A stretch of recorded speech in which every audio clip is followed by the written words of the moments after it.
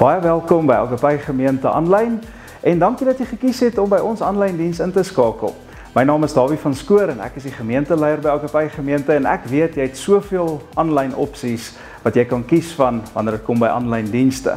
Maar dankie dat jy hierso is. Ons wil dit graag vir jou die moeite werd maak. Ek weet en ons almal by Agape weet die lewe is moeilik, die lewe is gecompliseerd.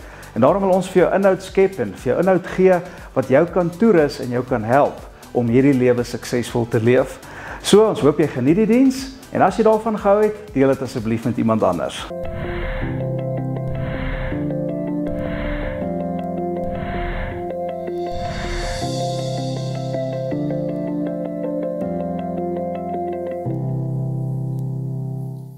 Goeiemôre julle.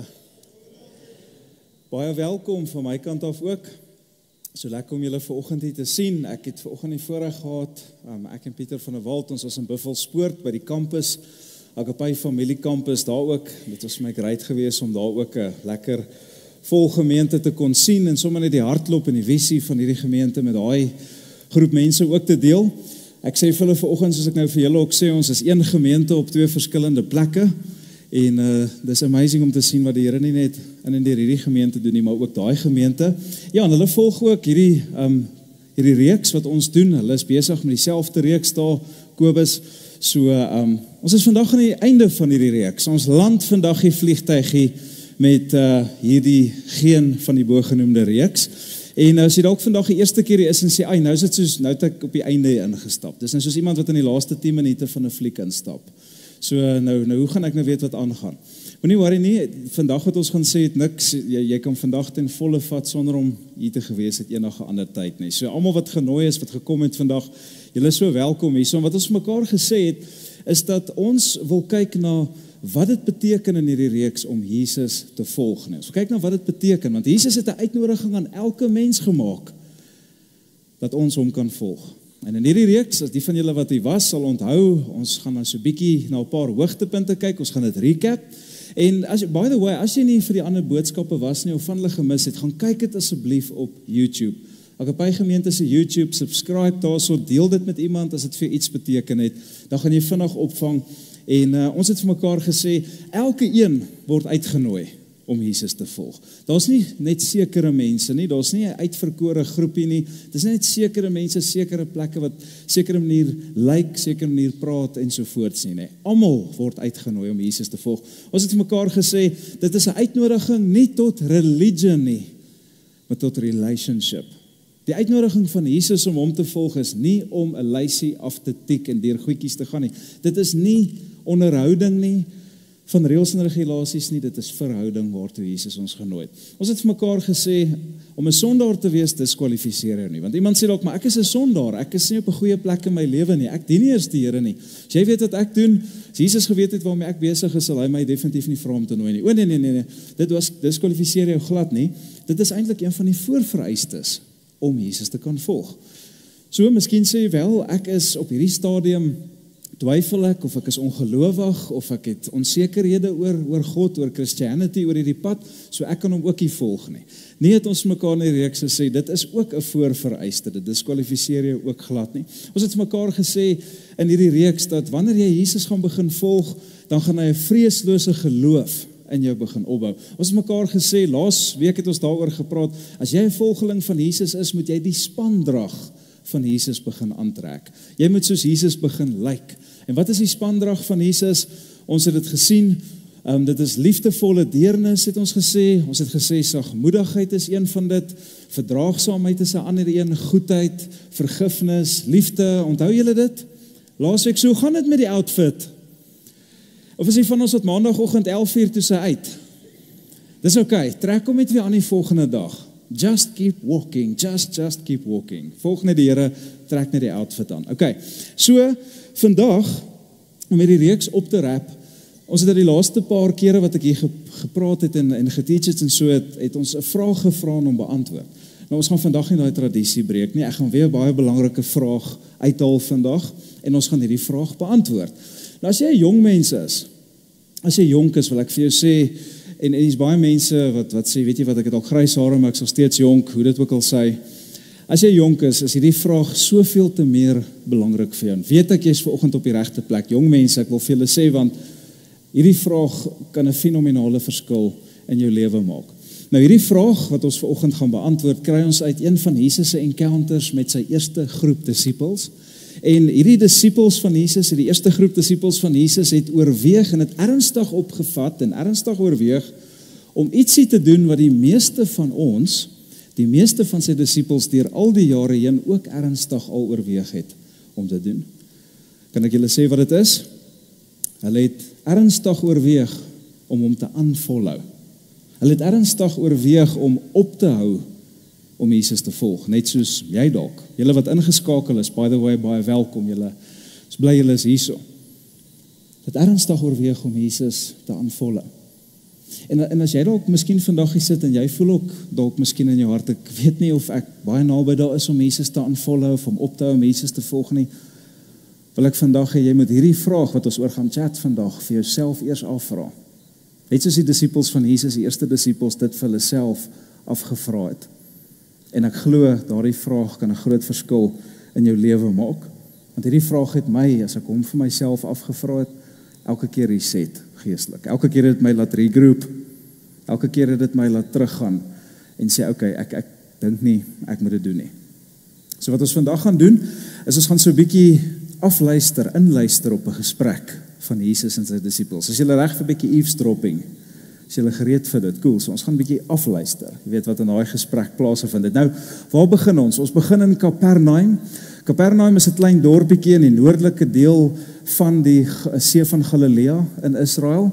En Jesus staan daar in die sinagoge van Kapernaum en hy's besig om te teach en hy's besig om te praat met die mense wat daar so sit. Nou net voordat hulle in hierdie sinagoge van Kapernaum was, 'n tyd voor dit, het Jesus daai groot wonderwerk gedoen wat hy die 5000 mense gevoed het. Onthou julle daai ene? 5 broodjies, 2 visse. Onthou enige iemand dit? Yes, ons onthou dit nie. As jy in die kerk groot geword het, onthou jy dit. As jy in die kerk mense sit hier en sê ek het geen idee waarvan jy praat nie. Is dit something fishy, jy weet, of wat, waarvan? Nee, okay, dis 'n wonderwerk wat in die Bybel is, wat daar gebeur het. Nou die slim mense sê vir ons, hy het omtrent 15,000 mense kos gegee. Want ons vrouens en kinders by, die Bybel tel net die mans. So, omtrent 15,000. So, hier's 'n groot groep van daai mense wat by daardie event was, wat kos gekry het, wat gevoed is. En hierdie mense sê nou, we want more. En hulle gaan soek Jesus op na daai wonderwerk en hulle spoor hom op. En wat gebeur is, hulle kry hom daar in die sinagoge van Kapernaum toe hy besig is. En hulle sê, ja, hier kom hulle vriende in. Hulle sê, ja, daar is hy, check it, dis die ou wat die brood en die vis, hy het die coolste party tricks, julle sal dit nie glo nie. En hulle sê, Jesus, so, kan jy nog 'n party trick doen? Kan jy vir ons nog 'n wonderwerk doen? Kan jy nog ietsie doen? Ons wil graag weer dit sien. Ons soek weer 'n free meal. Ons wil weer hierdie ervaar. En hulle manipuleer Jesus so bietjie, en hulle probeer Jesus so eintlik half bietjie om die bos lei om weer 'n wonderwerk te doen, maar Jesus weet waarmee hulle besig is, en hy sit net sy voet neer. En hy sê, nee, ek gaan nie hierdie speletjie saam met julle speel nie. Ek gaan nie hierdie wonderwerk wat julle wil hê doen nie. It's not gonna happen. Hy sê vir hulle, vergeet die wonderwerk. Besef julle dat hoeveel beter die lewe is wat ek vir julle wil gee as enige ander wonderwerk. Besef julle dat die lewe wat ek julle wil gee, is by verre meer as enige fisiese brood, enige fisiese ding wat julle wil hê. En dan gaan Jesus, terwyl hy met hulle praat, in 'n teaching moment in, en hy skep hierdie teaching moment, en in hierdie teaching moment, sê Jesus iets so skokkend. Hy sê iets so sterk, hy gebruik so sterk metafoor, gebruik so skokkende metafoor, dis so weird metafoor, dat almal wat daar was na hulle asems gesnak het, terwyl Jesus besig is om dit te vertel. En wat Jesus basically vir hulle sê, en ons nie tyd om die hele ding te lees nie, maar dis hoekom ek hierdie vir julle vertel. Wat Jesus basically vir hulle sê, is hy sê, julle weet mos, God het vir ons brood gegee, 'n paar tyd gelede, waarmee hy ons gevoed het en versadig het liggaamlik. Julle weet dit, julle was daar, en hulle sê, ja, ons weet, dis hoekom ons hier is, ons wil meer daarvan hê. Hy sê, nou besef julle nie dat God ook brood uit die hemel uitgegee het, wat julle harte en julle siele en julle gees, wat so honger is, wil kom voed nie. En hy wil julle so versadig, julle gees, julle hart, julle siel met die brood uit die hemel uit, dat julle nooit ooit weer honger sal kry nie. En almal sê, yes, dit klink fantasties, waar kry ons dit? By Sandbake, Albany, waar nie? Dis amazing. Gee asseblief vir ons daardie brood. En dan raak die gesprek baie vinnig, baie weird, en Jesus hou nie terug in hierdie gesprek nie. Jesus vergelyk homself met daai brood. En Jesus sê vir hulle, jy gaan daai brood nie by Albany kry of by Sandbake of enige plek nie. Ek is die brood van die lewe wat uit die hemel uit neerdal. Dit wat julle nou soek, dit is ek. En hulle is so letterlik ingestel in die groep mense, hulle is so fisies ingestel, hulle is so vleeslik ingestel, hulle vang glad nie wat Jesus probeer sê nie. En daarvan af begin die gesprek net al hoe meer suid gaan. Julle weet as 'n gesprek suid gaan nie. Wie was al in so 'n gesprek? Jy praat of jy luister na iemand en jy kom agter, dit gaan nie goed hierdie nie. Okay, ek is op 'n supertube, jy weet, ek kan nie teruggaan nie. Dit gaan al hoe meer suid, hoe verder ons praat, dit is so 'n gesprek. En Johannes, Jesus se disipel, hy het 'n front row seat tot geskiedenis, tot hierdie hele hysterie wat besig is om te ontvou tussen Jesus en al die mense, en hy skryf dit vir ons neer. Nou kyk wat skryf hy vir ons. Johannes skryf hier in sy 6de hoofstuk, en by the way, het julle Bybels hierdie week gebring? Iemand hulle Bybels gebring? As jy hom nie daar sy, prys die Here vir Christen in hierdie plek vanmôre. As jy jou Bybel het nie, gaan sit langs 'n Christen. Kan nie glo hulle lag nog steeds vir daai grap nie, ek vertel hom so baie. Okay, dankie. Okay, so, wat gebeur? Maak oop en lees jy saam. Ek is in die NLV, ons sal gewoonlik in die NLV bly, tensy ek vir jou 'n ander vertaling dan nou hier op die skerm sit. Maar veral hierdie kant is nodig om Bybels te bring, want ek weet julle kan nie mooi sien, ons het laasweek die skerm probeer, dit het nie gewerk nie. Okay, so ons figure nog uit wat ons gaan doen, maar okay. So, dis nou die mense wat die wonderwerke soek en vir wie Jesus sê, ek is die brood van die lewe. Hulle het gesê, hoe respond hulle teenoor Jesus? Is hierdie man nie Jesus, die seun van Josef nie? Toe hy die 2 visies en 5 broodjies vermeerder het, toe is dit amazing, toe is dit nie Josef en Maria se seun nie. Maar nou dat hy nie wil doen wat hulle sê nie, nou skielik, is dit nie Josef en Maria se seun, hierdie nie? Ken ons nie sy pa en ma nie? Hoe kan hy nou beweer dat hy vanuit die hemel gekom het? Hierdie is mos nou maar Jesus wat hier in ons buurt groot geword het, nie waar nie? Hy wat nou vir ons kom vertel, hy is nou die lewende brood wat uit die hemel neerdal, en hy gaan ons siele en ons harte voed, en ons gaan nooit weer honger kry nie. Is dit nie Josef? Bly hulle nie in Kerkstraat 15A nie? Hulle bly net daar om die hoekie, man. Ja man, sy pa is skryf, hy het nog tannie Sannie se koffietafeltjies, ja man, is hulle. Nou kom vertel hy vir ons, Mufasa, hy het uit die hemel uit neergedaal. Regtig? Come on. Kyk, ons weet rondom jou geboorte is al 'n paar rumors. Ons weet daar's 'n paar urban legends wat die ronde al gedoen het. Daar was 'n paar freakie goed daar wat die mense hier oor praat, maar jy het definitief nie die hemel uit neergedaal nie. Jy's gebore soos ons. Jy was nie selfe laerskool as ek. Staan, jy is dieselfde hoor, so ek en ons ken mekaar. Waar het jy die hemel uit neergedaal? So wat eintlik hierso sê vir Jesus. Dit kan ons nie glo nie. En skielik begin daar tension in daai gehoor opbou. En mens wonder wat gaan Jesus nou sê, nee? Gaan Jesus hierdie tension resolve? Gaan hy dit wind down? Maar dan sien ons, nee, soos ons Jesus ken, as hy draai die grade paar temperature op, nee. En die gesprek raak al hoe weerder.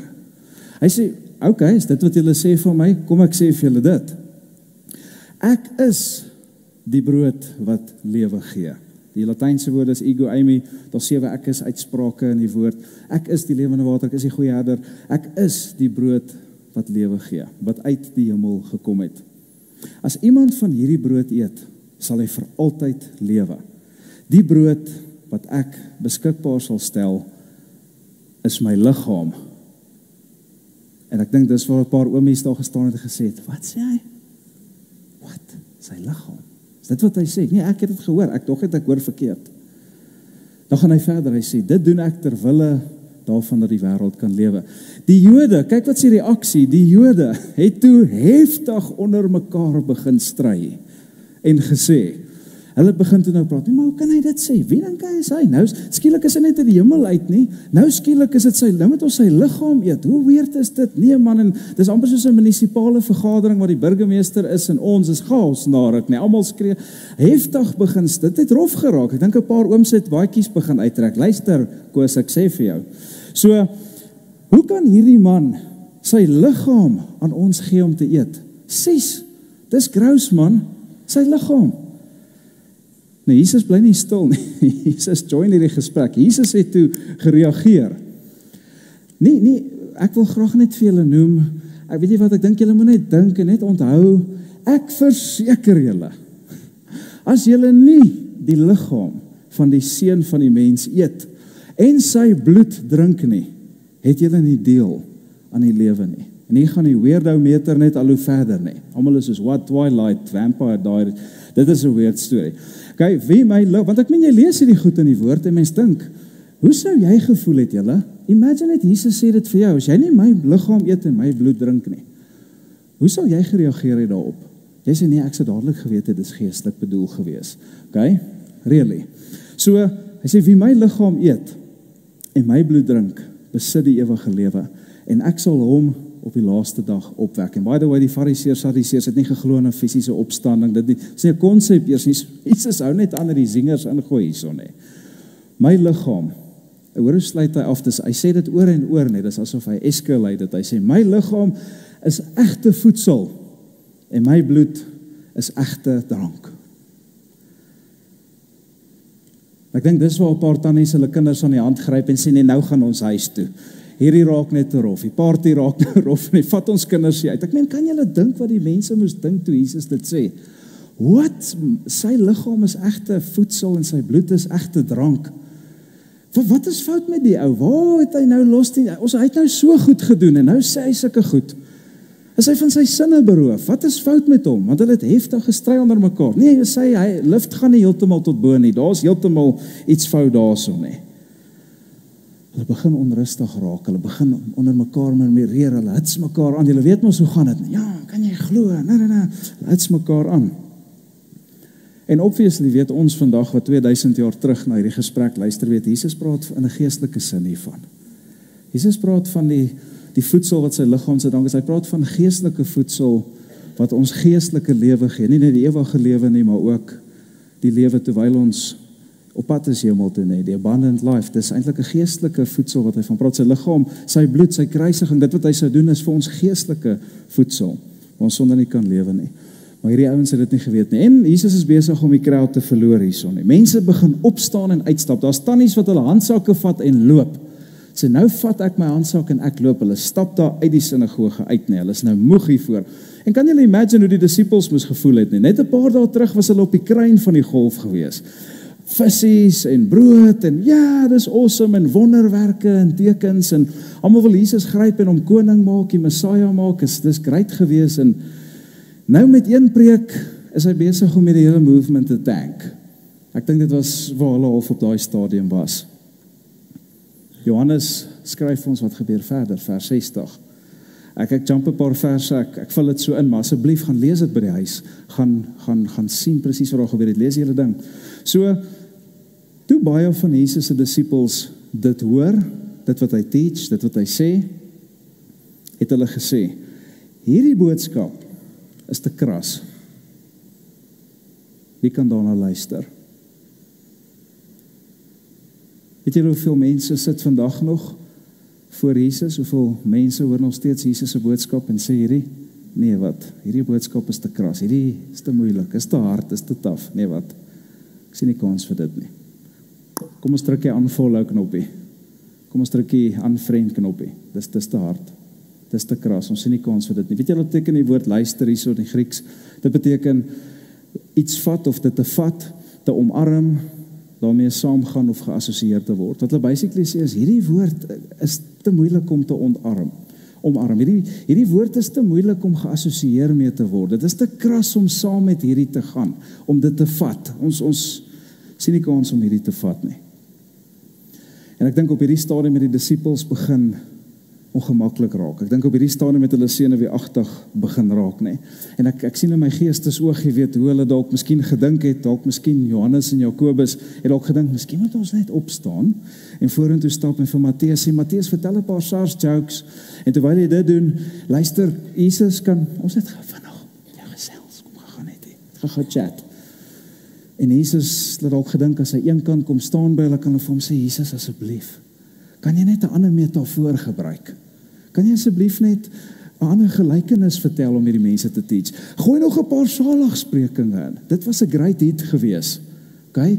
Salig is die vredemaker, salig is die kleremakers, whatever, asseblief, sit net iets in daarso. Moet asseblief nie aangaan met hierdie bloed drink en vlees eet storie nie. Ons is besig om die crowd te verloor. Okay? Hulle is besig om rowdy te raak, hulle is besig om ongemaklik te raak, en as jy hulle gaan verloor, en hulle met jou upset raak, gaan hulle met ons upset raak, as hulle vir jou gaan kom, gaan hulle vir ons kom. En ons sien nie kans vir dit nie, ons wil dit nie hê nie, nou dit is nie in die Bybel nie, dit het nie gebeur nie, hulle het nie opgestaan en het gesê of gedoen nie, maar ons weet hulle het dit gedink, so tipe iets moes dit wees, want ons sien in Jesus 'n reaksie, sonder dat hulle enigiets gesê het, hulle het niks gesê nie, maar hoe Jesus reageer teenoor sy 12, wys vir ons dat hy weet presies wat hulle gedink het. En dit moes so iets gewees het, nee. So, ons sien dit dan nou. Johannes sê vir ons, vers 61, Jesus het besef dat sy disippels hieroor mor. Ek kan nie hoor wat hulle sê nie, maar hy besef, hy sien dit raak. Hy sien dit is ongelukkig, hulle chat hieroor. Jesus het besef dat sy disippels hieroor mor, en hy het vir hulle gesê, gee dit julle aanstoot. Hy vra basies vir hulle, laat dit julle, dat ek hierdie sê. Is dit vir julle so erg? Is dit vir julle so rof? Is dit vir julle so big deal? Offend ek julle, as ek dit sê? Maak ek julle ongelukkig? Maak ek julle kwaad? Is hierdie te moeilik vir julle? Wat is die probleem? En weer eens, die disippels sê dit nie, maar ek dink hulle moes gedink het, Here, maar hierdie is 'n bietjie 'n moeilike een om te verkoop. Die bloed drink en die liggaam eet. Ek meen dis kry ons, hoe gaan ons hom verkoop aan? Ons kan al die ander goed wat hy gedoen het nog, maar hierdie, hoe gaan ons dit doen? Dit maak nie sin nie. Hoe kan ons hierdie enetjie verkoop? Here, die mense gedink ons is gek, ons families dink klaar ons is almal, jy weet, op verkeerde pad. Die families dink klaar ons is almal mal. Dit is net te moeilik hierdie. Ons gaan nie hierdie kan doen nie. Ons gaan nie, jy vra nou te veel van ons. Die price tag is nou 'n bietjie te hoog vir dit wat hy nou wil hê ons moet doen, en waarmee ons moet saamgaan en okay mee moet wees. En dan vertel Johannes ons verder. Hieroor het baie van Jesus se disippels teruggegaan na hulle vroeë lewe en nie meer saam met hom die pad geloop nie. Is dit nie 'n sad vers hierdie nie? Jogg, dit is sad. Hiermee het soveel disippels teruggegaan na hulle vroeëre lewe. Veel mense ken jy wat nie hierdie ook gedoen het nie. Besluit om die aanfollow knoppie te druk en teruggegaan na hulle vroeëre lewens. Hierdie woord is te kras. Hierdie woord is te moeilik. Teruggegaan na hulle ou leefstyl toe. Teruggegaan na die ou manier van dinge en gesê, ag, weet jy wat, nee, wat, ons sien nie kans vir dit nie. Hierdie volgelinge van Jesus besluit, ons druk daai aanfollow knoppie. Hulle sê ons love die wonderwerke, ons love die bells and whistles, ons is mal oor die genesings en ons is mal oor die vermeerdering en al die amazing stuff, dis awesome. Dit was fantasties. Die feit dat hy dalk as koning gekroon sou word en die klomp Romeine, ons haat hulle, as hulle kom oorwin het en die troon oorneem in Rome, dit is great, maar ons moet sê, hierdie brood wat uit die hemel neergedaal het, eet my liggaam, drink my bloed tipe vibes, is bietjie funky, dit werk nie baie lekker nie. Ekskuus, ons gaan hier uittap, ons gaan ongelukkig nie verder gaan met dit, dis bietjie, ons gaan nie saam met dit gaan nie. So dis nou hierso Jesus vir ons groet. Baie dankie, dit was lekker, maar dis nou klaar. Dis pretty much wat daar gebeur het.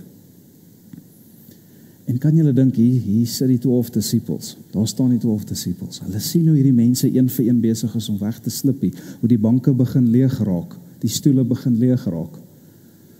Hulle voel die tension, in hulle binneste moes hulle gevoel het, maar ons dink ook so, ons weet ook nie of ons hom wil volg nie, ons dink dalk moet ons hom ook aanvolg, miskien moet ons ook wegstap, Miskien moet ek uitstrak en gaap en agter 'n pilaar gaan staan in die sinagoge en saggies by die deur uitbeweeg saam al die ander mense wat waai. Miskien is hierdie ons optional exit point om ook weg te kom. En weer eens, ons weet hulle dit gedink want ons sien wat Jesus, sonder dat hulle iets sê, vir hulle vra, wat vir my absoluut amazing is. Jesus stop in die middel van sy preek. In die middel, en hy draai so na die 12 toe. En hy sê vir hierdie woorde. Jesus sê vir die 12, wil julle nie ook weggaan nie? Wil julle nie ook weggaan nie? Kyk, julle het gesien hoe baie uitgestap, baie die pad gevat, hoe baie het my nou net aanvolhou. Wil julle nie ook maar aanvolhou nie? Wil julle nie ook saam met daai, julle gaan dit seker nooit oorweeg nie? Ek meen, hoe sal julle dit, gaan julle ook nou saam met die losers hier uitstap en my los? Gaan julle ook nou net die pad vat? Gaan julle ook net waai? Gaan julle my rarig los? Gaan julle ook nou gaan? Gaan julle my rarig los? Is dit rarig wat julle dink? Is dit rarig so maklik om my te los? My te aanvolhou? Ek dink hulle was nie oogkontak nie. Dis gewoonlik soos as ek mense vra, sal iemand vir ons bid, dan breek hulle dadelik oogkontak altyd. Dit was daai effek gewees, besig om weg te kyk, doodse stilte, want hulle het geweet, hulle dink eintlik daaraan. Dis hoekom Jesus dit vir hulle vra. Ons het, ja Jesus, ons sê dit nie, maar ons het eintlik gedink om dit te aanvolhou, soos die res. Dit is rarig bietjie te veel gevra hierdie. En daar sit hulle. Maar hulle kan nie vir Jesus jok nie. Kan nie sê nee nie. Hulle het geweet, dis nooit 'n goeie idee om vir Jesus te lieg nie. Dis pointless, want hy sien jou hart en hy weet alles. En hier sit hulle met hierdie wroging.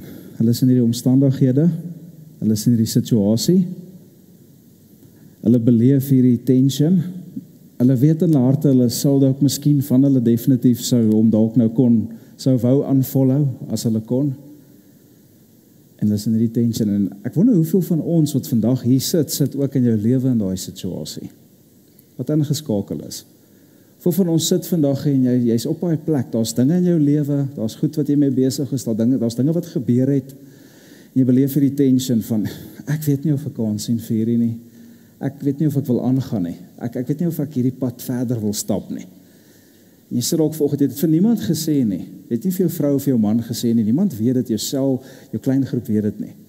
Maar jy het hierdie stille tension wat aangaan, jy sit vanoggend in hierdie space. Jy sit vandag daar. Ek glo ons almal was al daar gewees. Die wat vanoggend nie daar is nie, was al daar gewees, en as jy Jesus lank genoeg volg, gaan jy definitief een of ander tyd in jou lewe self ook daar uitkom. Jy weet waarvan ek praat.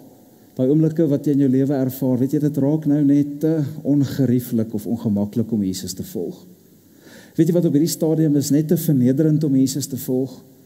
Weet jy wat, die stakes is net te hoog om hom te volg. Dit gaan my te duur te staan kom om aan te hou, om hierdie pad saam met hom te stap. En ek dink ook om so stadig maar seker weg te glip, nie meer kerk toe te kom nie, weg te bly. Soos daai koeltjie vuur, as daar bonfire is, soos die koeltjie vuur, een kant myself te remove, stadig maar seker af te koel en koud te word en weg te vy. Ek wonder wie's vandag daar. Ek wonder wie was onlangs daar. En ek weet vir 'n feit, as nie een van daai twee vrae op toepassing is van jy is definitief op pad in dit in. Jy weet, dis daai geleenthede in die lewe wat jy besef, ek begin ly omdat ek Jesus volg. Wanneer jy begin geleenthede verloor as gevolg van jou integriteit. Iemand al dit beleef, ek begin geleenthede verloor by my werk, oral omdat ek 'n persoon van integriteit is of my geloof. Volgende een is dalk iemand wat sê, weet jy wat, dis op 'n plek waar ek my verhoudings en my gemak, my drome, my ambisie moet begin prysgee, terwille daarvan om Jesus te volg, en dit raak net te moeilik vir my. Ek sien nie kans om nog drome op te gee, ek sien nie kans om my ambisie, my planne, ek moet dit opgee, dit raak vir my al hoe moeilik. Dalk is jy besig om op 'n plek in jou lewe waar jou besigheid al hoe minder raak. Jy verloor besigheid omdat jy eerlik is, omdat jy die waarheid praat, en jy sien hoe mense letterlik sê, nee, wel dan kan ons nie, as ons nie onder die tafel kan doen nie, doen ons hom nie. En jy sien hoe jy verloor jy besigheid, jy sien hoe goeders agteruit gaan, omdat jy integriteit het. En jy dink, ek weet nie of ek Jesus op hierdie pad kan volg. Dis vir my moeilik. Of wanneer jou vriendekring jou uitskuif, en jy word van die groepie af remove. Was julle almal Vrydag by mekaar? Ek het nie gehoor ons kom by mekaar nie. O nee, skies, jy weet, jy sal die move, of weet jy wat nie, ons het gedink, jy sal eerder by die kerk wees of so iets, eerder as by ons. En jy is op daai plek en dink, maar ek wil nie dit hê nie, ek wil nie so aangaan nie. Wanneer jy moeg en uitgeput is, ek is so moeg en uitgeput. Weet jy wat, ek voel net, ek is moeg geploeg met alles, en ek kan nie meer so aangaan nie. Of laastens, jy is dalk net mismoedig en moedeloos, met 'n situasie in jou lewe, en jy sit op 'n plek wat jy sê, ek is so naby my unfollow knoppie te druk. Ek sien nie kans vir hierdie nie. Ek wil nie aangaan nie. Ek het al baie met sulke volgelinge van Jesus te doen gekry in my lewe. En raai wat? Ek was al in my eie lewe daar gewees. En miskien dalk kan ek vir jou vertel van my eerste heel ernstige unfollowing oomblik wat ek in my lewe gehad het. 2004, ek het na matriek het ek sendingwerk gaan doen, en vir 2 jaar, dit was vir my baie moeilik gewees. Ek het 'n paar moeilike ervarings daar beleef, by die plek waar ek was, en met die goed, en het was vir my moeilik, daai lewe, ek is van 'n hoërskoolseun af in die bediening ingekatapult, amper in dit. En ek het na 2 jaar op 'n plek gekom wat ek gevoel het, ek weet nie of ek kan sien vir dit nie. Ek weet nie of hierdie lewe vir my is nie. Ek dink nie hierdie is vir my nie. En ek het letterlik my tasse gepak, en ek het gewaai by die plek, en ek het teruggegaan na my ma en pa se huis toe. En ek het daar gekom, en ek het gesê, ek wil net 'n paar maande vat, en ek wil net uitfigure, jy weet, waar moet ek heen gaan, wat moet ek doen? Want ek weet, ek het 'n calling op my lewe gehad, julle, graad 6, het die Here dit al bevestig, deur skrif, deur soveel mense, dat die Here vir my gesê het, ek roep jou wat daar wees, vir voltydse diens. So ek het hierdie tension gehad, ek weet dit, maar ek het hierdie blootstelling nou gehad, en het gevoel, dis nie vir my nie. Ek weet nie of dit vir my is nie. Ek weet nie of ek geroep is, jy weet, vir dit nie. Ek was nou daar, en het het nie 100% lekker uitgewerk nie. En ek moes myself vra, wil ek hierdie pad stap? Wil ek aangaan nie meer? Want ek weet, as ek op hierdie pad gaan aanhou, as ek gaan besluit om teologie te swat, en as ek besluit om predikant te word, dan gaan my lewe verskriklik significantly verander. In 'n baie groot sin. My reputasie gaan verander. Ek het besef, my mense se opinie van my gaan verander. My finansiële setup gaan verander. Ek het geweet, dit is wat met my gaan gebeur. My kinders gaan 'n dominee se kinders wees. Ek gaan met 'n mevrou dominee getroud wees. Verstaan julle? Ek gaan nie soos my pa 'n nice Mercedes Benz het 'n paar van dit gehad kon ry nie. Ek gaan nie daai goed kan doen. Ek het geweet, dis wat behels, maar dis aardse goed, maar meer as dit, ek vir myself gesê, wil ek regtig my lewe en trust en oorgee aan iemand wat ek eintlik nog nooit fisies so gesien het, van aangesig tot aangesig nie. Wil ek regtig my lewe, my een lewe op hierdie planeet gee en bou my toekoms rondom 'n boek wat 2000 jaar oud is in 'n wêreld waar mense God sien as 'n mitologiese karakter? Wil ek dit doen? Sien ek kans vir dit? En op 'n stadium in daai tyd het ek weer gestoei hulle. Ek het my ma vra, what am I doing? Wat gaan ek doen? Ek weet nie of ek kans sien vir dit nie. Ek weet nie of ek hierdie lewe wil hê nie. Maar ek weet ek het hierdie calling en ek sit in hierdie spasie. En ek wonder wie van ons is vanoggend dalk in daai spasie waar ek gesit het. Met heeltemal ander omstandighede dalk. Ek glo die Here het my gestuur vandag om deur my as 'n housepipe met jou te kom praat. En miskien sit jy dalk op daai plek ook vandag. As gevolg van omstandighede wat ook al. As jy lank genoeg vir Jesus volg, as jy nie vandag daar is nie, gaan jy eventueel daar uitkom. Ek het gesien in my lewe, daar's 3 dinge, 3 plekke, 3 oomblikke in ons lewe waar ons gewoonlik wil uittap, waar ons gewoonlik die meeste, die graagste, die unfollow knoppie wil druk. 3 oomblikke in 'n mens se lewe. Die eerste ene is oomblikke van transisies, oomblikke van oorgange, wanneer jou lewe skuif. Wanneer ek gaan van hoërskool na universiteit, van universiteit na my eerste werk. Wanneer ek skuif van 'n enkel lopende persoon na 'n getroude persoon, van iemand wat nie kinders het nie na kinders, wanneer daar loopbaanskuiwe is, wanneer daar skuiwe is, wanneer iemand oorlede is in my familie, daai tye, wanneer dit vir jou voel die mat word onder jou uitgeruk, jou sekere vaste fondasies is besig om te verkrummel onder jou wortels word uitgetrek, daar's net niks sekerheid nie. In daai oomblikke het ek al gesien, is ons so geneig om op 'n plek te kom wat ons sê, as gevolg van alles wat uit mekaar uitval om my, wil ek Jesus aanval, ek gaan my knoppie druk, ek sien nie kans nie, want waar is hy in hierdie tyd? Waar is die antwoorde? Hy is nie daar nie, hy luister nie, hy hoor nie, hy weet nie van my nie. So weet jy wat, ek gaan daar net die pad vat. Tweede ding wat ek gesien het, is in tye wanneer jy deur probleme en moeilikheid gaan. Wanneer dit swaar gaan in jou lewe, as dit taaf gaan in jou lewe. Dis wanneer goed nie uitwerk soos jy gehoop het nie. Dit is wanneer vir jou voel, niks wil suksesvol wees. En as jy voel, God gee nie om nie, hy weet nie wat jy voel nie, hy is nie daar vir jou nie, hy hoor jou nie, hy weet nie van jou nie. Dis in daai oomblikke, jy voel net, weet jy wat, ek sien nie kans om aan te gaan so nie. En die laaste ene is tye van versoeking. Wanneer jy in versoeking kom om sonde te doen. Ek het dit al baie gesien. En jy begin compromise. En jy begin ja sê vir die versoekings. Jy begin daai goeders doen. En jy begin in hierdie web vasgevang raak. Jy begin in die leefstyl betrokke raak. Jy begin lewe vir plesier en vir jou eie genot. En sonde raak vir jou maklike uitweg. En jy begin al hoe meer in daai goeders vasgevang raak. As jy in daai plek is, het ek al gesien, dit raak vir mense iewers te veel, en hulle sê, ag weet jy wat, ek sien nie meer kans om Jesus te volg as gevolg van hierdie keuses en die goed wat ek gedoen het in my lewe nie. Dis gewoonlik die 3 plekke waar ek het sien. Ek dink dit is waar die disippels was in daai oomblik. Ek dink dit is wat hulle ervaar het, en dis dalk miskien waar jy vandag is en wat jy dalk vandag ervaar. 'n Groot deel van jou wonder as gevolg van die skuwe wat in jou lewe plaasvind, as gevolg van die probleme wat jy ervaar, of die versoekings waarvoor jy ja gesê het, dinge wat jy besig is mee, wat groot deel van jou voel, ag ek weet nie of ek Jesus meer wil volg nie, ek weet nie of ek kans sien om hierdie te doen nie. Maar ek wil vir 'n oomblik, soos ek na die einde toe beweeg, met jou praat oor die vraag wat jou geloof kan red. As dit jy is, hierdie vraag het my geloof al verskeie kere gered. 2004 vertel ek vir julle, was die eerste groot unfollowing experience. Daar was weer verskeie ander na dit ook. Maar ek wil hierdie vraag met jou deel, wat ek nou vir jou gesê het, heel aan die begin, vir al ons jong mense, die vraag wat jy jouself moet vra, wat jou geloof kan red. En dit sien ons in die volgende encounter, die disippels, terug by die storie van die disippels, hier sit hulle is in stilte, hulle weet nie wat om Jesus te antwoord nie, hulle weet stilletjies, wou hulle unfollow, as gevolg van die, skies nog die eise wat Jesus aan hulle stel, die rigting waarin hulle gaan, die goed wat Jesus sê, en die feit dat hulle dalk baie unpopular gaan wees, as gevolg van dit.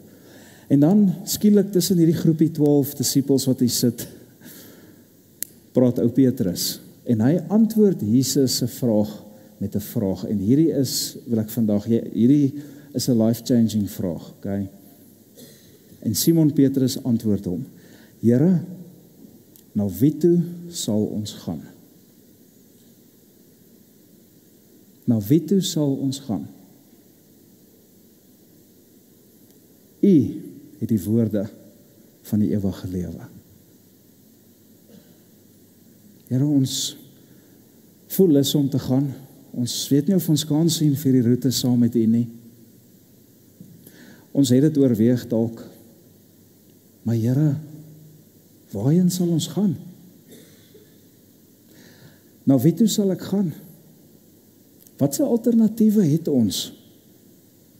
Watse plan B, C en D is daar as U wat plan A is, dan nie werk nie? Na wie toe sal ons gaan? En Petrus besef iets hier wat baie mense miskyk, baie volgelinge van Jesus mis. En dit is, as jy kies om Jesus nie te volg nie, dan kies jy om iets anders of iemand anders te volg. So Here, as dit dan nie U is nie, en as ek U dan nie gaan volg nie, as ek gaan tap out uit hierdie hele ding uit, dan is ek eintlik besig om vir iemand anders ja te sê. As jy wegdraai van Jesus af, wegstap van Jesus af, dan stap jy outomaties na iets of iemand anders toe. 'n nee vir Jesus is 'n ja vir iets anders of iemand anders. En ja, ons weet dit.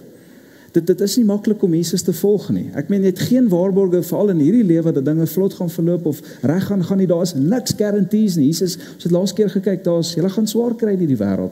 Spaar of het, maar ek het die wêreld oorwin, ek is daar so vir julle.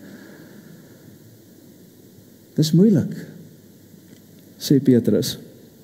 Ons geen applaus wat jy gaan kry nie. Niemand gaan jou kom drukkie gee en sê, ag, ek is so trots op jou omdat jy Christen is nie. Niemand gaan dit doen nie. So ja, dit sal makliker voel om weg te stap. Dit sal makliker wees om te draai en te sê, ek is klaar met die kerk, ek is klaar met Jesus, ek is klaar met Christendom, I'm out. Maar Petrus sê vandag vir die mense wat rondom hom sit daar daai tyd, en vandag vir jou en vir my wat op daai plek is, dit is reg, maar voordat jy omdraai en wegstap, waarheen sal jy gaan? As jy besluit om jou rug op die Here Jesus te draai. Net hy het die woorde van die lewe. Petrus sê vandag vir jou, niemand anders bied vir jou wat Jesus vir jou bied nie. Niemand anders gee vir jou wat hy vir jou kan gee nie. Niemand anders het wat hy het nie. Geen ander geloof nie. As jy wil religion gaan tik, word 'n moslim. As jy religious lysies wil gaan aftik tot jy naar word daarvan, word 'n hindoe. Niemand het vir die waarborg van die lewe nie. Tot aan die einde is dit karma, hulle hoop en bid, ons het meer goed as sleg aan die einde. Ons weet nie wat gaan gebeur nie. Petrus sê, as jy Jesus nie het nie, wat het jy? Niemand is wie Jesus vir ons is nie. Voor Jesus was ek 'n visserman, kan Petrus dalk gesê. Weet jy wat? Ek was 'n visserman, jy trou en jy het kinders en jy gaan dood en hy sou net verdwyn het, my sou nooit eers van hom geweet het nie. Maar as gevolg van Jesus wat die woorde van die lewe het hy my kom inroep in iets so diep, iets so profound, iets so voortreffelik. Het Jesus ons kom inroep dat dit vir ons sin en betekenis in ons lewe gegee, die trajectory van ons lewe verander het, soos niks anders nie. Die Here het ons kom inskryf in wêreldsgeskiedenis. Kan jy dink as ons vir Petrus, Jesus vir Petrus daar moet sê, kom ek wys gou vir hierdie gebou in Rome, dis St. Peter's Basilica, word na jou vernoem. Dan gaan die hele audience, auditorium mense wees 2000 jaar later in 'n land wat nog nie eens ontdek was toe jy gelewe het nie, en oor jou praat vir 'n halfuur. Dink jy sou dit kon glo? Die Here skryf hierdie mense in world history in westerse geskiedenis, wêreldsgeskiedenis. Petrus sê, waar sal ek anders heen gaan? Wie anders gaan vir my lewe so betekenis gee? Wie anders gaan my lewe so omdraai? Wie anders gaan dit vir my gee? En ek wil ten slotte met al die volgelinge van Jesus in die huis praat en online. Die van julle wat nie 'n Christen is nie, of nie 'n kerkmens of Jesus volg nie, hier kan jy nou die dakteel stel as jy wil. Maar ons wat die Jesus volg, nou baie mooi luister. Hierdie is vir ons net so relevant 2000 jaar later. Jy en ek word deur Jesus genooi tot 'n lewe so groot, so voortreffelik, baie, baie groter as jou klein en onbetekenisvolle ou lewetjie. Sê vir my lewe is nie klein en onbetekenisvol nie. Ek is nie klein ja, hy is. En myne ook. Jy staak nou die main peanut in die pakkie, jy staak nou almal hang aan jou lippe, almal love jou, maar as jy doodgaan, gaan dit nog steeds so wees. Kom ons volg dit 100 jaar, oor 100 jaar, gaan jou agterkleinkinders se kinders weet wie jy is. Weet jy wie is jou oupa grootjie se pa? Het dalk 'n naam, was 'n great persoon 10-1. Het geen idee wie dit is nie. Julle, ons is klein en insignificant. Om vir jou eie glorie te lewe, vir jou eie heerlikheid te lewe, maak nie sin nie. Maar Jesus sê, ek roep jou om vir iets meer te lewe as jou eie glorie. Dit gaan feit. Ek roep jou om vir my glorie te lewe. My dominee oupa het by Iskor gewerk voor hy 'n predikant was. En weet jy wat, hy sou net nog 'n werker daar gewees het. Hy sou die ranks geklim het, want hy was 'n profound persoon. Maar hy sou net nog iemand gewees het wat iets nice by Iskor gedoen het in 1946 en so sou dit gekom en gegaan het. Maar my oupa kies om die Here Jesus te volg. En daardie een keer, hy is lankal nie meer by ons nie. Maar ek praat vandag van hom. Sy legacy lewe voort in my kinders. Die 4de generasie. As gevolg van een persoon se keuse. Dis wat gebeur as jy vir Jesus lewe. Jy kan lankal weg wees, maar die impak, die invloed wat jy het, verander. So kan ons op 'n ernstige noot afsluit. Jesus los hierdie storie redelik open-ended. Hy kom nie en hy sit 'n mooi strikkie om en package dit mooi, nou is alles mooi. Hy los dit net so en dan gaan laan. So ek het gefigure, ek gaan nie Jesus upstage nie, ek gaan dit net so los vandag hier. Ek gaan dit los by wat hy dit gelos het, en dat die Heilige Gees jou verder vat, hierdie week. Maar vir 'n oomblik, wie gaan jy volg, as jy nie vir Jesus volg nie? Jy kan nie niemand volg nie, dit is nie 'n opsie nie, jy gaan iemand volg, daar is nie iemand op die planeet wat niemand volg nie. Wat gaan jy doen as jy nie hierdie doen nie? As jy nie hierdie doen nie, wat gaan jy doen?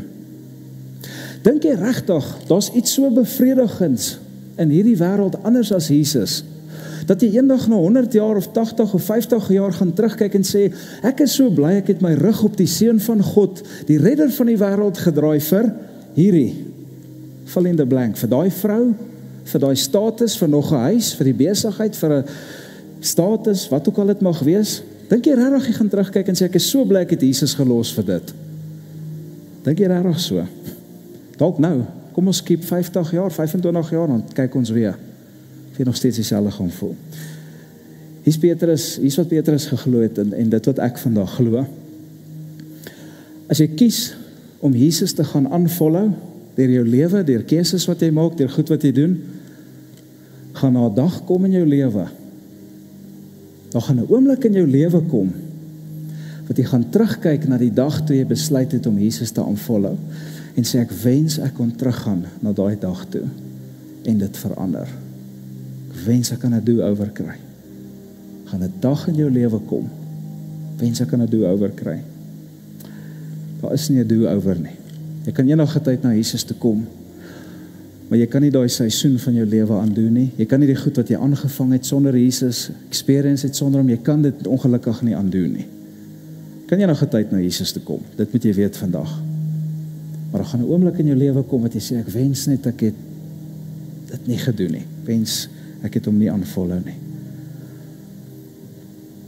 En Petrus, asof hy dit geweet het, sluit met hierdie laaste woorde af. Dit is hoe die verhaal, dit is hoe ons gelos word.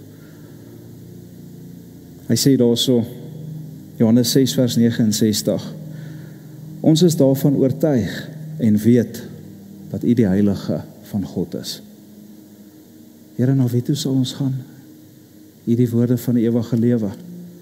Ons is oortuig dat U die Heilige van God is, en dis hoekom ons gaan bly. Here, ons het te veel saam met U gesien. Ons het te veel saam met U beleef. Ons het te veel ervaar om regtig te glo dat daar iets beters is. Ons glo U is wie U gesê het U is. En raai wat, as ons nou weggaan, is ons oor 'n week weer terug. Ons is oor 'n maand weer terug. Ons is oor 'n jaar weer terug soos ek. Ek wil hoeveel keer al gaan, maar ek is terug. Want jy weet, daar is niks anders wat satisfy. Daar's niks anders wat jou hart vol maak soos Jesus nie. Niks. Jy kan dit gaan toets. Jy het dalk al. Petrus sê, ons weet hierdie. Ons het te veel gesien en te veel ervaar. Here. Ek dink, net voordat jy Jesus aanvolhou, moet jy jouself hierdie vraag vra. Waar anders sal ek gaan? Net voor jy besluit om Jesus te aanvolhou. En ek dink as jy 100% eerlik is met jouself, gaan jy tot dieselfde gevolgtrekking kom as Petrus. En sê, Here, ek het baie na alternatiewe gekyk en daar's regtig niks nie. We've come too far om regtig te glo daar's iets anders. Ek gaan doen wat U vir my kan doen.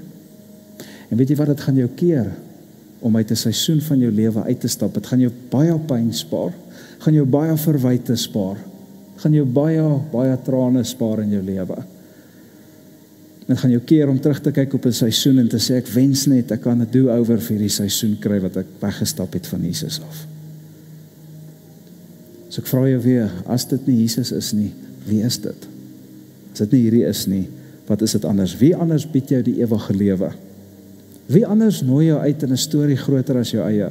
Wie nooi jou uit om jou lewe te connect met iets wat soveel groter is as jouself?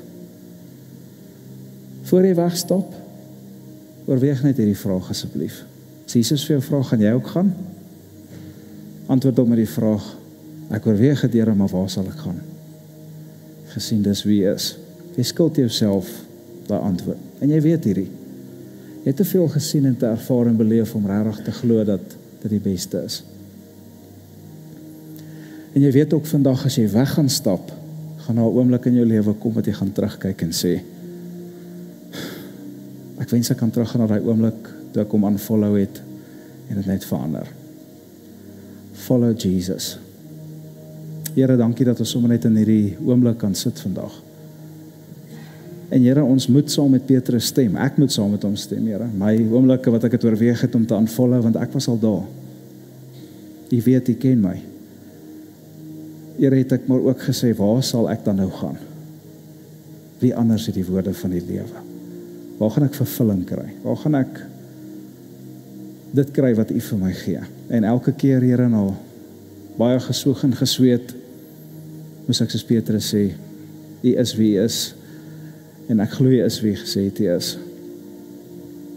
En Here, ek weet, is vandag iemand aanlyn in die huis, iemand wat dit oorweeg om te aanfollow. Iemand is regtig op die plek om te sê, my hand is by daai knoppie om te aanvriend, te aanfollow. Mag hulle die vraag vra. Ek bid dat U vir hulle sal help, Here. O Here, U wil hê ons moet U volg. Van soveel meer beplan as ons klein en onbelangrike lewens sonder U. Soveel meer. Iets met ewigheidswaarde. Sal U asseblief vir ons kom help, Here, as ons hierdie reeks dan vandag afsluit. Ons bid dit in die kosbare naam van Jesus. Almal sê saam. Mag die Here jou seën. Ek hoop jy het 'n wonderlike dag. Onthou vanaand die graad 7 en matriekdiens. Almal is welkom om ons te kom join, kom support ons mense. Bring hulle saam. As is nie in Agape gemeente nie, nooi hulle ook saam. En ons sien uit om julle te sien. Volgende Sondag ons dankdiens.